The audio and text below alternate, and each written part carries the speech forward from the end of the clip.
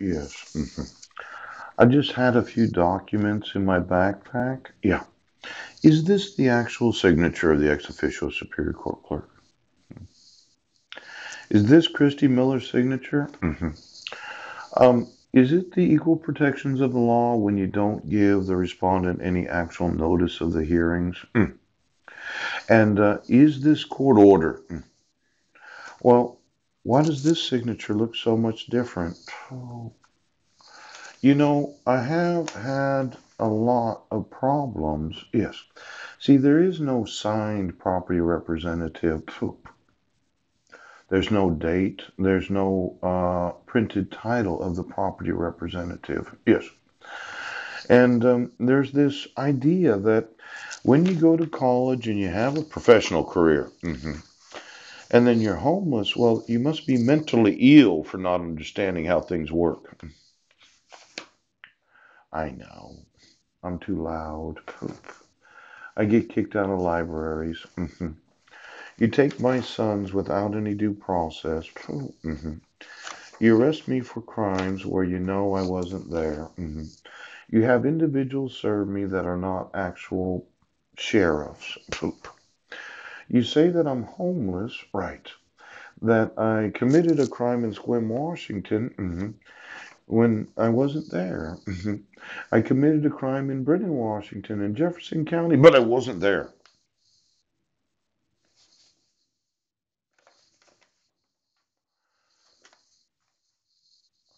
I tell you the evidence, and you keep saying that I'm crazy.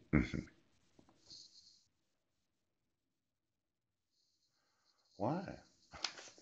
There's not some sort of conspiracy of private citizens in Clallam County that all want to go the way, is there? Some sort of payroll where you get paid to torment American citizens. You're not earning money, yes, because of your torture, torment, yes, and molestation of Americans. You don't have to put a petitioner's name. You don't have to put the respondent's name. Yes. You don't have to give actual notice of court hearings. There has to be no actual credible threat to the physical safety. I mean, when you really think about it, Judge Ken Williams, coach, you can motion the court for dissolution of marriage and then have your husband arrested 4 days later. You can motion the court for a default dissolution of marriage using the wrong name and the wrong handwriting. You can reissue a protection order while being on trial for the violating of another protection order. You don't have to do what the law requires. You can do whatever you want. All you have to do is say, the guy's fucking crazy. Now, these private citizens that you've been paying to torture me for 7.5 years,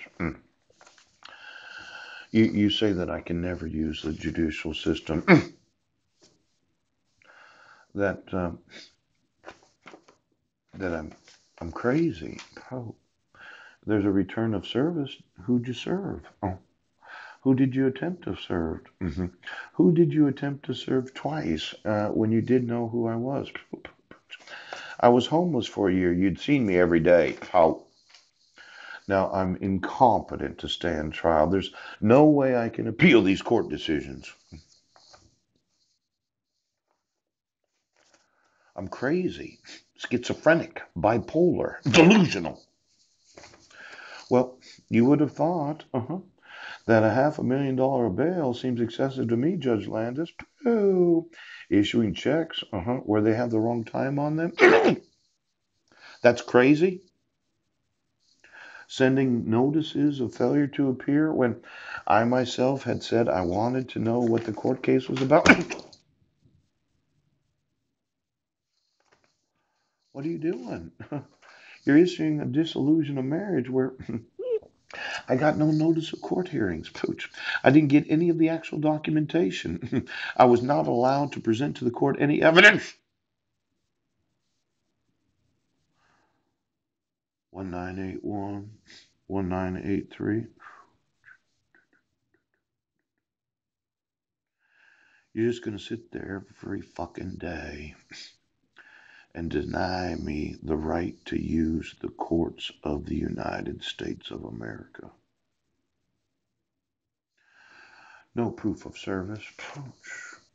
No notice of court hearings. Yes. It's my job to find out what the fucking dissolution of marriage says.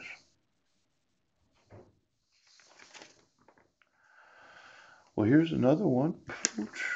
Mindy Walker. Yeah. Incompetent. I'm incompetent when I sent to the police department actual videos made in Port Angeles, Washington, that they received approximately 23 emails or 2,000 email addresses. And I'm incompetent to stand trial. Really? You sure that I can't appeal that court decision? That I can't sue the court?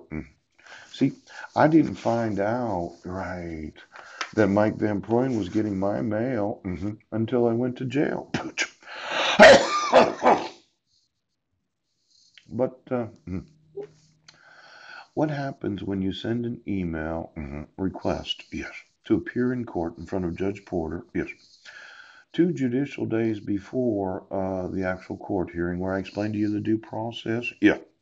Well, somebody motions, somebody responds, and then the judge makes a decision, and you don't discuss court cases without the actual defendant being present during the court hearings. So you sent it on a Friday, but you didn't get it until the mail got to the public defender's office on the Tuesday, and happened to be that I was supposed to be in court at Tuesday at 9 a.m.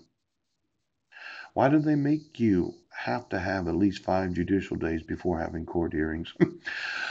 Because the public defender doesn't actually take notice of court hearings with them back to the public defender's office. You send notice of every court hearing.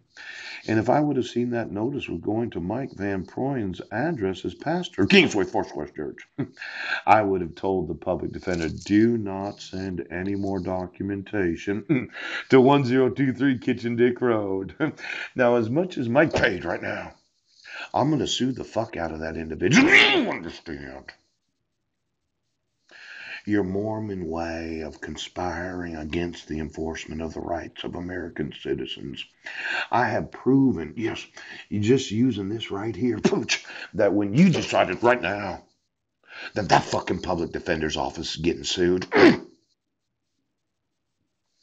Now, I'd like to speak to Marilyn because it looks to me, that you intentionally requested my appearance in court before the public defender's office would have gotten notice of the court hearing. Yes, so you would not have had to give me the documented address that all correspondence was being